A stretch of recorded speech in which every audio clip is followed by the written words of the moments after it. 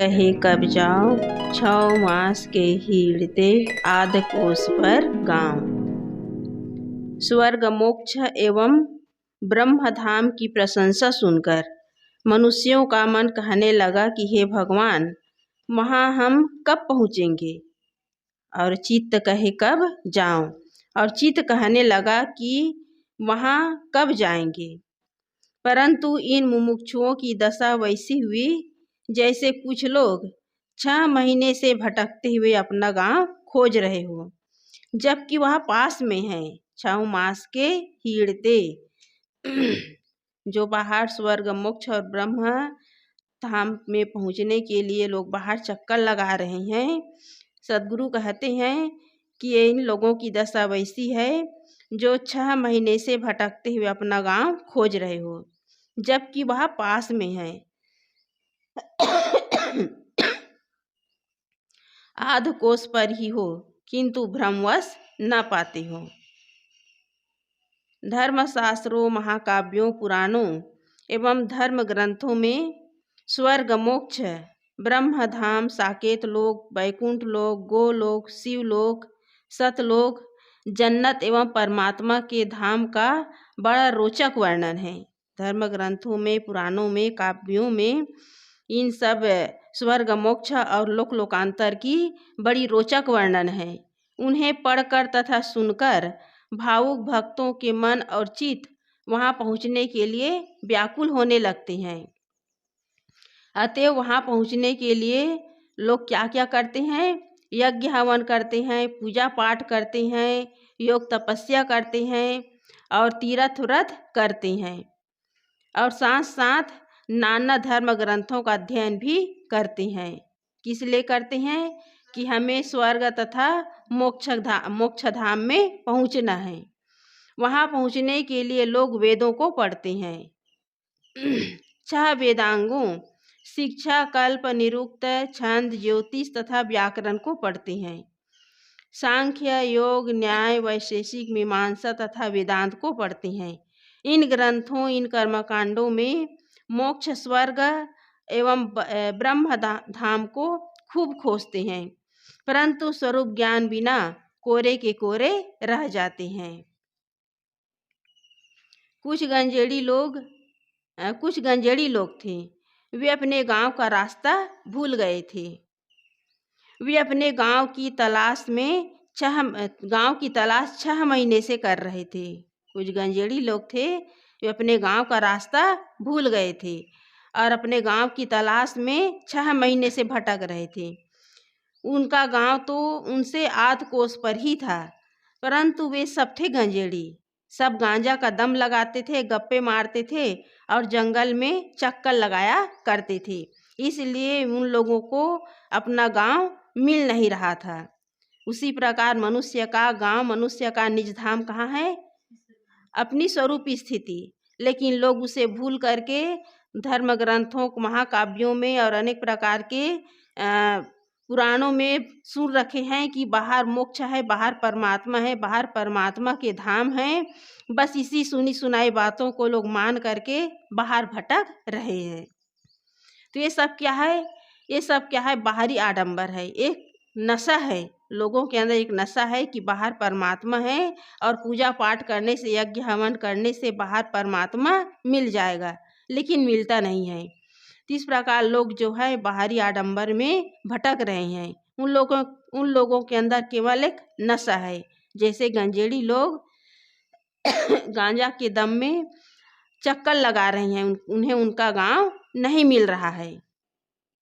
एक चुटकुला है, 2 शराबी, वे लोग इतना शराब पीते थे, उन्हें किसी चीज़ का आता पता नहीं था। तो दोनों शराबी आपस में मिले और कहने लगे, एक शराबी कहने लगा कि भाई, जब मैं बिस्तर पे जाता हूँ तो नींद लगने में 4 घंटा लगता है। तो दूसरा शराबी कहने लगा, भाई मेरा तो हालत और खस्ता है, मेरी तो हालत और गंभीर है, मुझे तो 4 घंटा बिस्तर खोजने में लगता है। दूसरा शराबी कहने लगा कि मुझे तो 4 घंटा बिस्तर खोजने में लगता है। तो ऐसी दशा लोगों की है कि लोग जो है अपने पास में रहे चीज को भी भूल गए हैं। किस कारण? नशा के कारण कि बाहर ईश्वर परमात्मा हमें मिल जाएगा। तो सदगुरु कहते हैं, छाव मास के हीरते आध कोस पर गांव। सदगुरु का यह विद्वानों पर करारा व्यंग है। यदि आदमी एक दिन में केवल 5 कोस चले तो 6 महीने में 900 कोस जाया जा सकता है, परंतु 5 किलोमीटर कोस कम है। एक कोस में 5 किलोमीटर, किलोमीटर में 5 किलोमीटर, 5 किलोमीटर और कोस में 1 कोस। परंतु यहाँ तो केवल गांव आध कोस पर है और उसे 6 महीने से खोज रहे हैं। इससे अधिक भटकाव और क्या हो सकता है? विद्वान लोग 6 शास्त्रों का अध्ययन कर रहे हैं, 6 वेदांगों को पढ़ रहे हैं, परंतु उनको यह पता नहीं है कि गांव तो केवल आध कोस पर है और आध कोस पर कहना भी एक उपलक्षण मात्र है। यह तो अपने ही निकट है। अपना गांव, अपना निज धाम अपने निकट है, बहुत निकट है। ब्रह्म धाम, स्वर्ग तथा मोक्ष धाम ये कहीं बाहर नहीं है।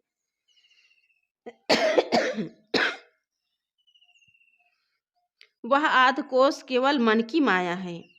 आध कोस का यह बहुत बारीक अर्थ करने की आवश्यकता नहीं है। आध कोस में उसके लिए अत्यंत निकटता की व्यंजना है। केवल आध कोस पर गांव और तुम वहां पहुंचने के लिए 6 महीने से भटक रहे हो, 6 महीने उसे खोज रहे हो। कितना आश्चर्य है! वस्तुतः अपने चेतन स्वरूप की स्थिति ही ब्रह्म धाम, स्वर्ग एवं मोक्ष धाम, साकेत लोक, गोलोक एवं सतलोक है। इसे खोजना नहीं है, समझना है और समझकर तथा बाहरी जगत से लौटकर अपने आत्म स्वरूप में आ जाना है। यहाँ सदगुरु कह रहे हैं कि उस ब्रह्म धाम, मोक्ष धाम और साकेत लोक, गोलोक को कहीं बाहर खोजना नहीं है, उसे समझना है और समझकर जो हमारा मन बहिर्मुख बना हुआ है, बाहर प्रपंचों में उलझा हुआ है, उससे लौटकर कहाँ स्थित होना है? अपने आत्म स्वरूप में। व्यक्ति से उसके मोक्ष धाम का अंतर केवल आध कोस है। वह है मन माया का पर्दा। भ्रांति कट जाने पर व्यक्ति को पता लगता है कि हम जिस ब्रह्म को, राम को, परमात्मा को बाहर खोज रहे हैं, वह तो मेरा अपना आत्म स्वरूप ही है। यह स्वरूप स्थिति ही ब्रह्म धाम एवं साकेत लोक में पहुँचना है, सतलोक में पहुँचना है। जो अपने चेतन स्वरूप में, पारक स्वरूप में स्थित हो गया, वह ब्रह्म धाम पा गया, सतलोक पा गया। स्वरूप स्थिति हो जाने पर कुछ पाना बाकी नहीं रह जाता, क्योंकि अपने स्वरूप के अलावा कहीं लोकांतर नहीं है। लेकिन धर्म ग्रंथों में, काव्यों में, पुराणों में यही बताया जाता है कि ऊपर ब्रह्मलोक है, शिवलोक है, सतलोक है, वैकुंठ लोक है और वहाँ पहुँचने के लिए यज्ञ हवन करना पड़ेगा, व्रत उपवास रहना पड़ेगा, पूजा पाठ करना पड़ेगा, अपने शरीर को तपाना पड़ेगा, तब वो ब्रह्मलोक, वैकुंठ लोक प्राप्त होता है। और इसी चक्कर में आकर के लोग जो है अनेक प्रकार के आडंबर कर रहे हैं। लेकिन सदगुरु कहते हैं कि उसके लिए किसी भी प्रकार के कर्मकांड और पूजा करने की आवश्यकता नहीं है। उसके लिए मन को अंतर्मुख करने की आवश्यकता है और इसके लिए आवश्यक है अपने स्वरूप का ज्ञान। जब तक स्वरूप का ज्ञान नहीं होगा तब तक मनुष्य इस तरह भटकते रहेंगे। चाहो शास्त्रों, चाहो वेदांगों को पढ़ करके भी लोग कोरे की कोरे रह जाते हैं। बिना आत्मज्ञान के आत्म स्थिति होने वाला नहीं है। अगली साखी है, गृह तजी के भय उदासी, बनखंड तप को जाए, चोली था की मारिया, बेरही चुनी चुनी खाए। कितने लोग भावुकता में पड़कर और घर छोड़कर वैरागी हो जाते हैं तथा जंगलों में तपस्या करने चले जाते हैं। जब उनकी भावना का जोश उतरता है, भूख लगती है, काया निर्बल होती है, तब वे बेर जैसे साधारण फल भी चुन चुन कर खाते हैं और अपना पेट भरते हैं। क्षणिक वैराग्य एवं भावुकता से काम नहीं चलता। जो क्षणिक वैराग्य से घर छोड़कर बाहर निकलता है, यदि थोड़ी सी कठिनाई उसके सामने आती है तो उसके कच्चे ढीले हो जाते हैं। वह घर गृहस्थी में रहकर चाहे जितनी कठिनाई सह ले, परंतु साधु मार्ग की कठिनाई तब तक सहन नहीं कर पाएगा जब तक उसे साधुत्व एवं वैराग्य से लाभ निश्चय न हो। मनुष्य खेती, व्यापार, नौकरी में बहुत कठिनाई सहकर उन्हें हर्षपूर्वक करता है। वह माता पिता का तो सहता ही है, पत्नी, बच्चे तथा नए नए लोगों का उसे सहना पड़ता है। इस संसार में बिना सहन किए कहीं भी चल नहीं सकता। यदि कोई व्यक्ति किसी दिशा में कुछ करना चाहता है तो उसे सहना पड़ेगा। बिना विवेक के केवल भावुकता में घर छोड़कर वैरागी बनने वाले की दशा दयनीय होती है। न वह इधर का होता है न उधर का होता है। इसलिए वैराग्य और साधना का काम भावुकता का काम नहीं है। जिसके अंदर दृढ़ संकल्प है, जिसके अंदर संसार को दुख रूप देखने की जिसके अंदर योग्यता है और संसार को दुख रूप समझ करके वो अपना वैराग्य धारण करके शांति का काम करने के लिए कमर कसकर तैयार होता है, वह इस काम में सफल होता है। और जो सुनी सुनाई और देखी दिखाई बातों में आकर के साधु वेश धारण तो कर लेते हैं, समाज में आ जाते हैं, संत समाज में, लेकिन जब उसे खाने पीने में अनुकूल नहीं मिलता तो ऐसे लोगों को बाद में बहुत पश्चाताप होता है। इसलिए सद्गुरु कहते हैं चाहे व्यवहार का काम हो या परमार्थ का काम हो, दोनों में सहना पड़ता है। व्यवहारिकता में भी सहना पड़ता है। घर गृहस्थी में माता पिता, पत्नी, बच्चे और नए नए लोगों का जो व्यवहार है उन्हें भी सहना पड़ता है।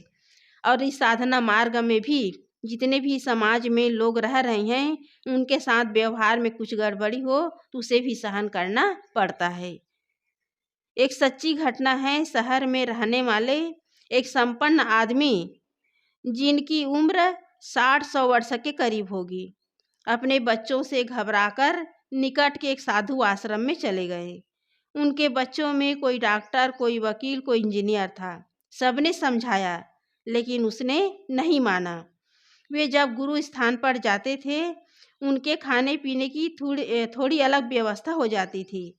वे मानो समझते थे कि मेरे लिए साधु समाज की ओर से अलग व्यवस्था होती रहेगी और नहीं भी होगी तो भी सर्वसामान्य साधु की तरह अपना जीवन बिता लेंगे।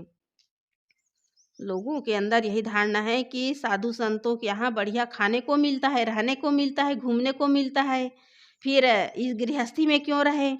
और कई जगह होता भी है, कोई मेहमान के रूप में आए तो बढ़िया उसकी व्यवस्था होती है, आवभगत होता है, लेकिन हमेशा होने वाला नहीं है। जब वे सज्जन साधु समाज में स्थायी रूप से रहने लगे तब कुछ दिनों में उसके लिए अलग व्यवस्था जो होती थी बंद हो गई। और बंद होना ही था। एक समाज में दो भांति नहीं चल सकता। जैसे किसी के यहाँ कोई मेहमान जाए तो तुरंत बनाते हैं, बड़ा पकोड़ा सब बनाते हैं, तो रोज तो थोड़ी बनाएंगे भाई, एक दिन बनाएंगे, 2 दिन बनाएंगे। तो यहाँ समाज में जो भी बन रहा है सबके लिए एक समान बनेगा। तो समाज में दो भांति नहीं चल सकता। सुबह उनके लिए क्या बनने लगा, उबला चना जलपान में जो सब साधुओं को मिलता था उसे भी मिलने लगा। दोपहर और शाम को दाल भात रोटी और सब्जी, और वह भोजन भी बहुत सादे फीके और साधारण स्तर के। और सोना किस में पड़ता था, चटाई में। कुछ दिनों के बाद उन्हें अपने घर की याद जोरों से आने लगी। उनको ख्याल होता भले घर में बच्चों से मन मुटाव चलता था, पत्नी उखड़ी उखड़ी रहती थी, परंतु सुबह की चाय और उसके साथ चिल्ला और पाव रोटी, कभी मिठाई, कभी समोसे, कभी जलेबी मिलते थे। दोपहर और शाम को महीन चावल का भात, गाढ़ी दाल, मसालेदार तरकारियाँ और घी से चुपड़ी चपातियाँ मिलती थी। पलंग पर डंलप के गद्दे पर सोते थे। रात में सोते वक्त एक पाव दूध भी मिल जाता था। गाड़ी पर बैठकर घूमने का अवसर भी मिल जाता था। घर अपना था। क्या परिवार वालों से मनमुटाव होने से कोई घर थोड़ी छोड़ देता है। उसके अंदर अब विचार चलने लगा कि घर छोड़ कर के मैंने बहुत गलती की है। घर में खाने पीने की व्यवस्था, सोने की व्यवस्था और गाड़ी में घूमने फिरने की हर चीज़ की व्यवस्था है, यहाँ आश्रम में कुछ भी नहीं है। उसके मन में पश्चाताप होने लगा। उनके गुरुजी भी उनके मन को कुछ कुछ समझने लगे, परंतु इस विषय में दोनों में आपस में कोई बात नहीं हुई। एक दिन वे सज्जन स्नान करके धूप में खड़े थे और अपने एक हाथ से दूसरे हाथ की कलाई पकड़कर नाप रहे थे और देख रहे थे कि घर की अपेक्षा यहाँ साधु समाज में आने पर कितने दुबले हो गए हैं। स्नान करके धूप में खड़े होकर अपने हाथ की कलाई वो नाप रहे थे। पीछे से गुरुजी आ गए। उन्होंने कहा, क्या भैया दुबले हो गए? उसके गुरु महाराज पूछने लगे कि इस संत समाज में आकर दुबले हो गए। वे बेचारे बहुत लज्जित हो गए। उन्होंने अपने मन की व्यथा कह सुनाई कि महाराज, मैं साधु समाज में रह नहीं पाऊंगा, किंतु जिस जोश खरोश से मैं घर छोड़कर रहने आया हूँ, उसको देखते ही यदि मैं घर लौटूंगा तो परिवार की दृष्टि में 2 कौड़ी का हो जाऊंगा। महाराज, कोई उपाय लगाइए जिससे सांप भी मर जाए और लाठी भी न टूटे। तो इस प्रकार हम लोग वहाँ गए थे। तो गुरु माँ, आनंद माँ, गुरु माँ 4 प्रकार के साधु बताए थे। ठेठ, लपेट, चपेट और पेट, ये 4 प्रकार के साधु बताए थे। ठेठ साधु होता है वो पूर्ण वैराग्यवान होता है, और लपेट साधु जो अपने आप को संत गुरुजनों के सेवा में लगा लेते हैं, लपेट लेते हैं कि हम भी इस तरह साधना करते करते, सेवा करते करते हम भी कल्याण मार्ग में आगे बढ़ जाएंगे। और चपेट के साधु चपेट में आ जाते हैं, जो सोचते हैं कि समाज में जा कर के, संत समाज में जा कर के खाएंगे पिएंगे और बढ़िया ऐश करेंगे। ऐसे लोग चपेट में आ जाते हैं। और पेट के साधु केवल पेट पालने के लिए आते हैं कि हमें वहाँ जा कर के कुछ कमाना नहीं पड़ेगा, केवल खाने को मिलेगा। इस तरह 4 प्रकार के साधु होते हैं। और ये 4 प्रकार के साधु में जो ठेठ और लपेट होते हैं वही साधना मार्ग करते हैं, और जो चपेट में आ कर के और पेट पालने के लिए आते हैं वे अपना साधना मार्ग छोड़ देते हैं। तो ये क्या, एक इस प्रकार के साधु हैं। ये लपेट के साधु हैं, लपेट में आ गए थे, नहीं चपेट के साधु हैं, चपेट में आ गए थे कि वहाँ जा कर के हमें कुछ करना नहीं पड़ेगा। तो सज्जन कहने लगे कि महाराज, कोई उपाय बताइए जिससे मैं अपना घर लौट जाऊं। तो महात्मा भी चलते पुर्जे आदमी थे, बहुत व्यवहारिक थे। उन्होंने एकांत में बैठकर उन्हें सावधानी बता दी कि तुम किस प्रकार गंभीर बीमार तथा बेहोश बनो, और आगे घर जाने का तुम्हें क्या क्या कहना और करना पड़ेगा सब समझा दिया। और वे सज्जन बीमार होकर के बेहोश हो गए। महात्मा ने उनके घर संदेश भेजा। लड़का कार लेकर के आश्रम पहुंचे। उन्होंने देखा कि पिताजी एकदम बेहोश है। उन्होंने महात्मा से आज्ञा मांगी कि महाराज इन्हें घर ले जाने की अनुमति दे। महात्मा ने अनुमति दे दी और साथ स्वयं गाड़ी में बैठकर उनके घर गए। डॉक्टर बुलाए गए। उन्हें कुछ पता नहीं चल रहा था कि कौन सी बीमारी है कि कुछ दवा दी जाए। वे आधे घंटे में होश में आ गए। उन्होंने पूरे होश में आने पर पूछा कि मैं कहाँ हूँ। अब नाटक करने लगा। वो तो बेहोशी होने का नाटक किए थे, अब होश आने के बाद फिर नाटक करने लगा, कहने लगा कि मैं कहाँ हूँ। महात्मा ने कहा कि तुम अपने घर अपने बच्चों के बीच में हो। वे तुरंत रो पड़े और जोर जोर से चिल्ला चिल्लाकर कहने लगे कि महाराज, मैं यहाँ क्यों लाया गया हूँ, मुझे कौन लाया है, मैं यहाँ नहीं रह सकता। मैं तो संतों के चरणों में ही रहकर इस देह का अंत करने को सोचा है। मुझे शीघ्र संत आश्रम ले चलो। मैं 1 घंटा भी अपने घर परिवार में नहीं रह सकता। फिर बच्चों ने उन्हें मनाना शुरू किया। बच्चों को बड़ा अपमान लग रहा था कि हम सब संपन्न होकर पिता की सेवा नहीं कर सके तो लोग क्या कहेंगे। अब बच्चों को बड़ा अपमान लगने लगा। बच्चों ने महात्मा से भी उन्हें समझाने के लिए कहा।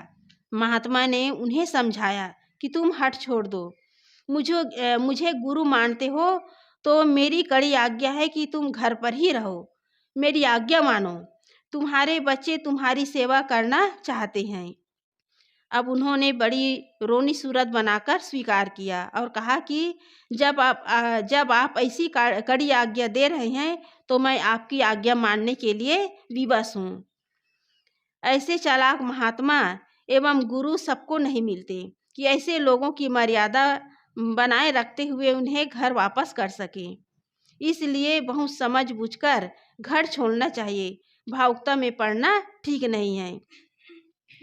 जंगल में तप करने की पीनक का समय अब तो नहीं रहा, क्योंकि अब पहले सरीखा न वन में फल है न कंद है, यहाँ तक कि वन का ही अधिकतम सफाया हो गया है। शरीर को संतुलित आहार देकर के ही भजन बन सकता है।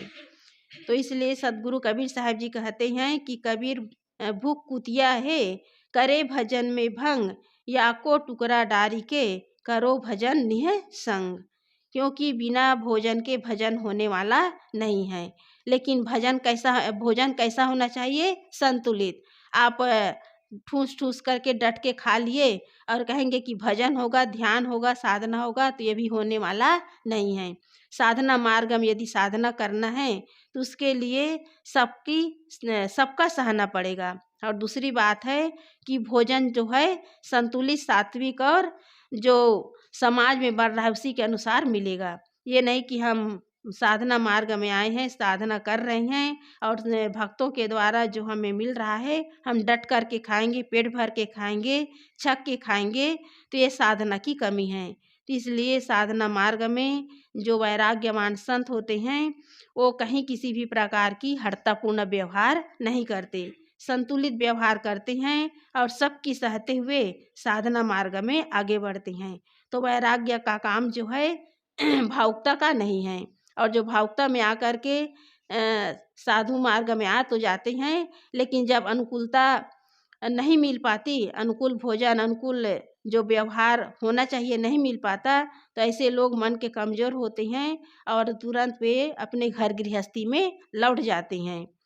तो इसलिए ये साधना का मार्ग खुद का काम है। और इस मार्ग में आकर के जो इधर उधर करते हैं, किसी भी प्रकार के अपने मन में कमी लाते हैं, ये खुद की कमी है। इसलिए साधना मार्ग में रहते हुए अपने अंदर संकल्प शक्ति यदि मजबूत हो तो हम साधना मार्ग में आगे बढ़ सकते हैं।